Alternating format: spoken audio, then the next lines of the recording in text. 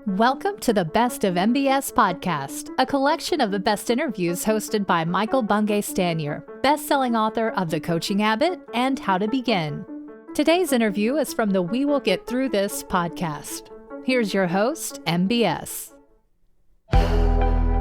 So I'm sitting there and I'm thinking to myself, okay, there's something really interesting about a podcast around resilience, bringing in expert points of view from different fields, different areas of the world to say, how do you build a more resilient self, a more resilient team, a more resilient organization?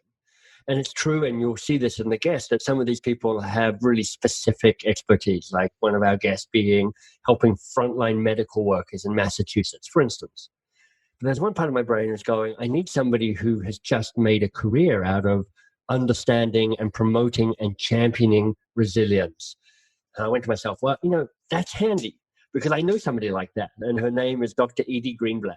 And Edy and I happen to know each other through our connections with Marshall Goldsmith. He, in his gathering of the Marshall Goldsmith 100, had brought together 100 extraordinary people and coaches, and Edy's one of those people. I happen to have somehow squeezed it. I'm not entirely sure how.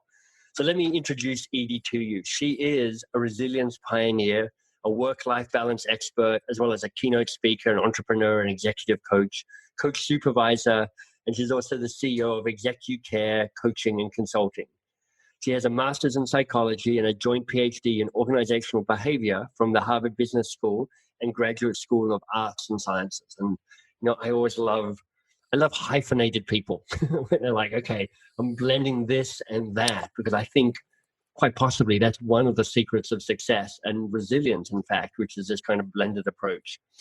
Edy spends time in LA, but also Tel Aviv, and her breakthrough work on personal resource management is the award-winning book, Restore Yourself, the antidote to professional exhaustion.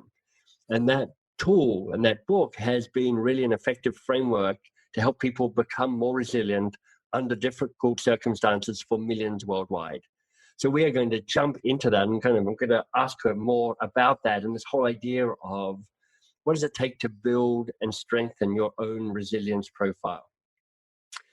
So as well as her consulting with companies around the world and her contribution to faculty such as UCLA, University of South California, University of Toronto, a little shout out here for Canada, Edy has been recognized as the #1 global resilience coach by Thinkers 50 and the Marshall Goldsmith organization.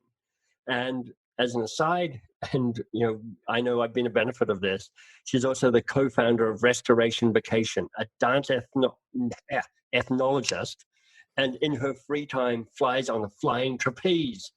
And honestly, after you finish on a flying trapeze, there's nowhere to go but down, perhaps literally, perhaps metaphorically. So Edy, thank you for being part of this. I'm really excited to have the conversation with you. Thank you so much for the invitation, Michael. I'm delighted to be here. I've admired you and your work since I first became aware of it. Oh, thank you. And our connections in the Goldsmith 100 have simply made that easier. So thank you for doing this. I think it's a moment when we all need help, and I'm happy to be part of the solution. How did you, what was the doorway in which you entered into this world of resilience? I mean, it's a hot topic for us right now, but you've been thinking about it for years. How did you come to this as an important thing to be thinking about?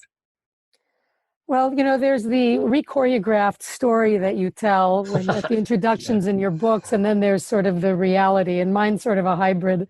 I was a dance anthropologist. I taught dancing for a living. I was not only working as an academic, but I had been teaching dancing at weddings and bar mitzvahs and at community centers, teaching world dance from the time I was really 12 years old. I was recognized by my early teachers as someone who should be teaching, not just dancing. Right. So in addition to performing, I was taught to be a teacher and used dancing to put myself through school. I was at a point when I finished my bachelor's in world arts and cultures and with a pre-med curriculum.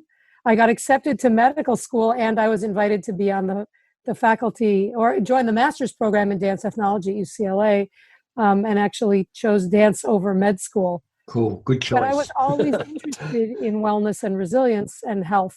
So I was sort of the practicing medicine, diagnosis without a medical license, that was at the exact same time that my mother, who had had some physical problems, had some extraordinarily severe physical problems, and I was actively doing sort of medical research, and was puzzled and challenged by dealing with resilience broadly at a family level.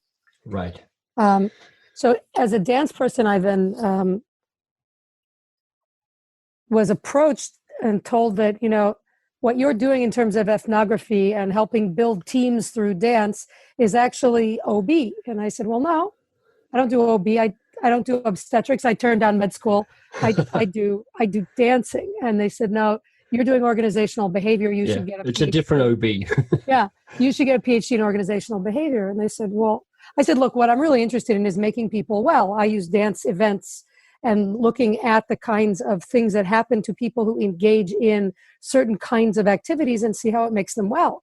They said, well, you can study that in a PhD, and I ended up doing that. So I ended up going to Harvard and was interested in how do you help 24/7 workers survive and thrive even when they seem like they're just having fun. Right. Because my work was making people have fun, and I was involved globally. They used to fly me around the world to run these dance events and be at these dance events where we worked like crazy 24/7 having fun. And the question was, how do you survive that? And so I sort of brought that question to the business world, and they hadn't thought of it. Yeah. How much of resilience I'm just thinking this through. And when I think of resilience, so much of my time goes to my head, and I'm a kind of head-based guy. In some ways, I'm an embodiment of that classic piece around my body's just there to carry my head around, which I'm working on. But there is part of me that goes, look, resilience is in part a mental game. It's like how you frame what's going on. But I have a feeling that you will take resilience back to a physical component at least. And I'm just curious to know, does resilience start with the body, or does it start with the mind? Yeah, it's a great question. And actually, the terminology is a little bit distracting. So my model basically says to be resilient is to have the energy, broadly defined, and we'll talk about that, to do everything that you need to do. Right. So it's having, and what kind of energy are we talking about? We're talking about physical capacity and energy. We're talking about cognitive capacity and energy, the ability to think. Yeah. Physical energy, we're talking about the ability to stay awake, the ability to walk or run, the ability to move your body, to do the things, to regenerate, to generate antibodies is a physical activity. Right. So the idea to have the physical energy capacity, the cognitive ability to think and make decisions, the psychological and emotional, and I mix them because if we get really specific, we can get into too much nitty-gritty. But how do you feel? To manage how you think and manage how you feel. Yeah. And social and spiritual resilience, the capacity to access the social skills and energy and opportunities available to you, both from the living world, the virtual world, and the spiritual world, or the less physically manifested world. Right. So when I'm talking about resilience, I'm talking about physical, cognitive, emotional, social, psychological, spiritual, all of those energies. And when you have the capacity to raise those up and to manage them, to keep them at operational levels, then you are resilient. I love it. Is there a place to, because I love the holisticness of that model, to say, you know what, it's about understanding the impact and the power of all of those realms as being contributors to that ability to have the energy that you want to have. Do you find that there is a place you start with everybody around thinking this through? I mean, do you start physical because it's like the most present, or do you need to go where people are? And some people you start with spiritual or psychological, other people cognitive. What's the doorway in for people? Well, so the approach that I take is called personal resource management. And there's sort of there are two tenets that you need to understand to be able to be resilient. One is we have to get really good at identifying what restores and depletes our energy. Right. We have to master that, and then we have to manage it. on a moment by moment, daily, hourly, weekly, monthly, yearly basis. So get really good at knowing what restores and depletes you and manage it. Then there are some mistakes that are common. Okay. One of them is that we're not managing social terms. We're not managing vacation. Oh, vacation's restorative, or commute's depleting. Right. In order to manage this, you have to not get stuck in the terminology of what you call something. You need to understand that what restores and depletes us are certain behaviors and or certain conditions. Physically, so there's not where do you start? You start by looking at the behaviors and conditions that affect you either positively or negatively. In fact, the positive ones are restorers and the negative ones are depleters. Yep, sure. So we can start by looking at, for example, in the conditions we're all living under, start with what's my day like, right? What part of my day has been really difficult? So, Michael, I want to be the guinea pig? Sure. Okay, so tell me something that for you has been a challenge, an energetic challenge, or something that you've been avoiding, or something that's suddenly gotten more difficult in the last week or two. Yeah. So there's paperwork that I need to complete for a team that I'm lightly connected with. It's kind of finance, receipts, expenses, kind of stuff like that. It's been hanging over my head now for 3 weeks. It's still hanging over my head as a pile of paper. I'm looking at it on the floor, and honestly, my heart sinks a little bit every time I see it. Okay, good. So we could approach this from a coaching perspective, right? You and I could go in and discuss the narratives, and we could do that. So we're not going to do that, Good. even though it's actually part.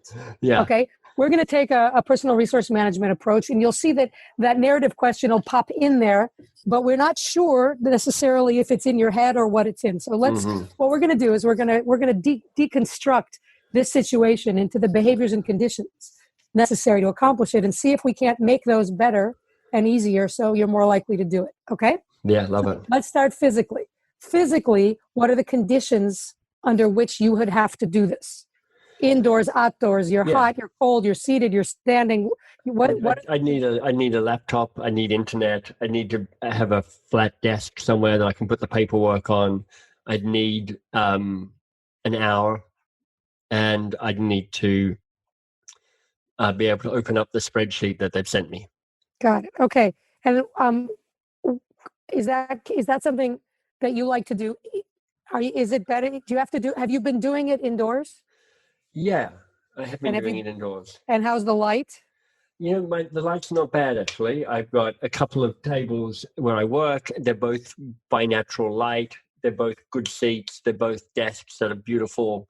So I'd love to be able to blame the light. Damn you, light, but it's not that. Okay. Sound. What would make it more restorative in terms of sound? Yeah, you know, I do have music that I've learned has been my great time to get down and get it done music. So I will often put Dire Straits on a circular loop and go, look, play Dire Straits album, because that is how I trigger a come on, get this done, Michael. Okay. How much physical exercise have you been getting lately? I have been getting some, but perhaps not enough. Like I did an hour-long workout yesterday morning with my gym, which is now shut down. So we did it virtually. I skipped it this morning because I was like, I need to get the finance stuff done, and then I didn't actually do it. Good. Okay, good. All right. So you see what we're doing? We're basically looking at the physical conditions around you and the physical conditions inside you. Okay. And we're going to look for the optimal physical conditions for you to do this. Let's go to cognitive. Sure. Okay. And this is a short version of it, right? Yeah. Cognitively, what's the cognitive load for doing this? You know, it's the cognitive load is not heavy in terms of I have to do a whole lot of thinking about it. It's just boring. Perfect. And it's tedious, and I don't care, and I feel slightly resentful. Maybe this is getting into the psychological and emotional about it, but I'm like, There's part of me that's like, don't you know who I am? I'm a very important person. I shouldn't be wasting my time filling out expenses spreadsheets. That's ridiculous. Which, Yep. I say that in a self-mocking tone, but it's true at the same time. It's actually, that's the narrative. Your challenge is a huge challenge I've worked with, hundreds of thousands of people live, and Yeah. this reimbursements and expensing comes up frequently. Okay. There we go. It's the exact, okay. So cognitive load, it's boring and tedious. So one of the places where you can try to change the conditions under which you do it is to do something about the cognitive load, right? Can you add some cognitive load so that you, and multitasking is rapid task shifting. Okay. So I don't always recommend multitasking, but playing music, having something going on visually in the background, something which will kind of, there's a way immediately I go, okay, so I need to make this into a game.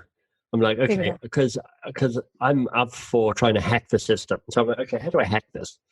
How do I do this in 15 minutes, not an hour? And I'm already like, okay, I'm up for that challenge. Great. Okay. It sounds like a bit of a game now, and I can probably beat this game. So I'm competitive. I'll do that. Good. Okay. So you can use that with time. You can set timers and play games. Exactly. Okay, cool. Okay.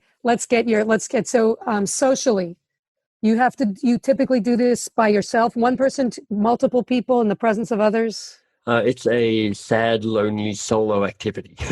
Does it have to be? It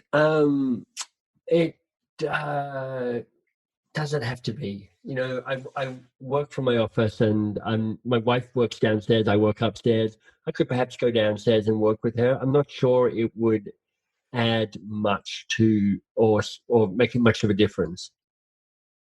Okay. Can you do it in the presence of a podcast or a virtual human or a television or something which would shift the sense of isolation? Well, the isolation is not so bad, but there's a lack of accountability that's part of it. So, because the people I'm doing this for used to work for me. So there's a kind of weird power thing that plays out here. So part of me is just going, the one person who is fearless with me is my wife. So maybe if I tell her what's going on, I'm like, okay, I just need to sit with you and don't let me get up until I'm done. She would be happily take on that challenge. Super cool. Okay. So let's go to the last one, psychological and emotional. Let's talk about the narratives. What's the story you're telling yourself while you're doing this? Well, there's various stories that are going through my head, Edy. One is, this is ridiculous. Why am I doing this? The other is I'm letting people down. The other is I'm kind of letting myself down here because I pride myself on respecting people. And what I'm really doing in this act is not respecting Alex and Leora, the two people who are waiting for this. I'm kind of saying, you're not that important, and that sits pretty badly with me. Good. So what can we do to tweak that narrative? What would you like to? What's more aligned? Clearly, that narrative is not aligned with your reality. What narrative is more aligned with your reality? Well, actually, what's useful about this so far, first of all, the three things so far. One is make it fast. Second, sit down with somebody like Marcella, to have her just, be present, create accountability through her presence. And thirdly is to, almost like pull up a photo of Alex. And I go, I'm doing this so Alex can do his job. So that is a motivator for me. Completing an expenses sheet is not motivating, but helping Alex do his job really is. There you go. Okay. So what we've done, this process, thank you very much. That was really well done. So what we've done is we've gone through a process by looking at the situation and figuring out what are the behaviors and conditions that make this difficult and what can we change. And you've just summarized what you can do. So the physical conditions you can't really change and they're not having a big impact on you, but you can change the pacing, the cognitive load, the social conditions, and the narrative that you're creating by putting up the picture. That's the process. That's really helpful. Now, is this, before we hit the record button, you and I were chatting and you were going, I'm in this place at the moment. I know how to tweak my own and manage my own resilience profile. And as soon as you said that, I'm like, oh, I love the idea of a resilience profile. I want one of those. I don't have one of those. But is the resilience profile based on these kind of 4 or 5 areas and you kind of just get to know yourself, or is it different in some way? Yeah, so you want to get good at understanding, right? So for me, for example, okay, first of all, you want to know where of those categories, which ones are really the most powerful for you, right? In terms of if you don't get enough, are depleting, and if you get enough, are restorative. For example, I swim every morning, right? All right, I've been swimming every morning since I was a teenager. I swim every morning. The profile of my workout is such that I get physical, I get tactile, I get skin, the water on my skin, I get vestibular stimulation, I move the fluid in my ears when I do flip turns. I know the exact sort of conditions, all the conditions under what I need. For me, physical and social, I need certain amounts of social interactions. It has to do with I'm an extrovert.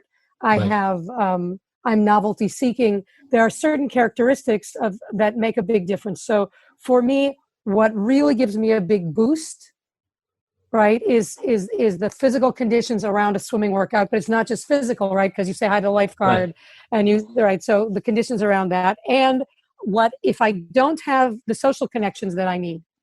Got it. Right, those are the big ones. So my profile, if I wanted to look at what I need, cognitive, take it or leave it, right? If I get big cognitive stimulation or not, I'm good. Doesn't matter.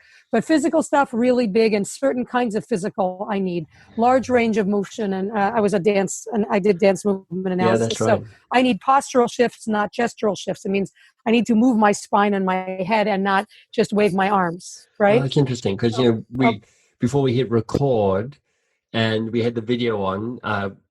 We turned the video off now to protect bandwidth, but I could see you moving in your seat to kind of find your position, to be comfortable around that. Yeah. And my guess is you probably kept moving through this interview as part of that kind of, those deeper shifts, not just gestural shifts. Yeah, exactly. So I need a lot of physical and I need a lot of social. There are some people, for example, I don't know your profile, and we could talk and we could figure it out. And there's actually an exercise in my book where people can actually start to figure out what their restoration profile is. It's called the Personal Resource Management Assessment, I think we called it. It's in the old days before anybody was even talking about this stuff. Right. They thought I was crazy. So I don't think the word energy or resilience appears in the book. Right. It's called Restore Yourself, but that's nice. But it speaks to energy and resilience. Yeah. And I look at my profile, I'm like, well, cognitive for sure. Like I am restless without intellectual engagement. And when I have an intellectual bone to chew on and a puzzle to solve, I'm like, I'm excited around that. Yeah. Go ahead. And I would say the one that's least important to me is probably the psychological or emotional one. And that's also interesting for me, because part of the work I'm trying to do in the bigger picture of my life is to go, how do I get a little more aware and more conscious of that? Because it feels that even though that feels less important to me, strengthening my awareness in that space could lead to an overall increase in this happiness and resilience, I would guess. Yeah. So but we tend to have profile. There are people. I have a very dear friend who's a genius, and her resilience is entirely dependent on spiritual time she spends. Every morning she prays and meditates. Every evening she prays and meditates. If she does that, then the likelihood that she will get burnt out, and the likelihood that other things will affect her drops, because that for her is the most potent. Okay. Now, this doesn't mean that, exercise doesn't make me happy, so I don't do it. Okay. This isn't that we don't need all of those dimensions. Got it. But there are certain things which are sort of super powerful in terms of the impact, the positive impact they have, and the depleting impact they have. That's a good start for looking at where you can have the most impact. And then managing and maintaining the things that you know you need to do. Yeah. Right. So This is really powerful, Edy. I mean, there's this piece around, first of all, understanding how you think about resilience, which is it giving you the energy that you need? Then understanding that there's ways that is added to, and there's ways that is depleted. And that sense of get a profile of what matters most to you, and then manage it, nurture it, and, focus on the stuff that you need that contributes to you, avoid the stuff that depletes you so that you can sustain that energy as you go forward. Yeah, exactly. You mentioned about working out, and sometimes people will like skip their workout because they have something else to do. Yeah. Right. The question, there's a very important concept here that we need to, that we can talk about briefly, which is strategic sequencing. Right. The sequence in which you do things really matters. Okay. That's so if you helpful. have because just like, the brain research is showing us, we have only so many decisions, that we can make easily during a day. And then that part of your brain basically Goes, needs to I'm be done. restored by sleep. Yeah. Right. So Right. actually the act of sleeping helps, reshuffle and reset everything. The brain. Yeah. Okay. So, you need to make sure that you don't run out of resources before you have a chance to restore. Yeah. For example, people who skip meals, people who skip, you say, well, I didn't work out today. I'll work out in 2 days when things calm down. Well, the problem with doing that is if the workout provides you with restoration, which we know it does. We know it. Yeah. It may not make you happy. Okay. Let's not make let's make the distinction between happiness and restoration. Sure. Happiness makes you happy. You're happy. Your affect is positive. But, going on some rip-roaring drinking binge may make you happy for a few minutes, but it is depleting physically, cognitively. Socially, you may get a little boost out of it, but, net you lose, okay? Yeah. So you want to be sure that you are getting the restoration you need, even if you don't feel like it. I totally get so it. when you come, so I was feeling bad about skipping the exercise before. I'm feeling worse about it now because I could see myself doing it. I'm like, this is a domino, and it's a domino it's an early domino. You knock this down, and you knock down a bunch of other dominoes.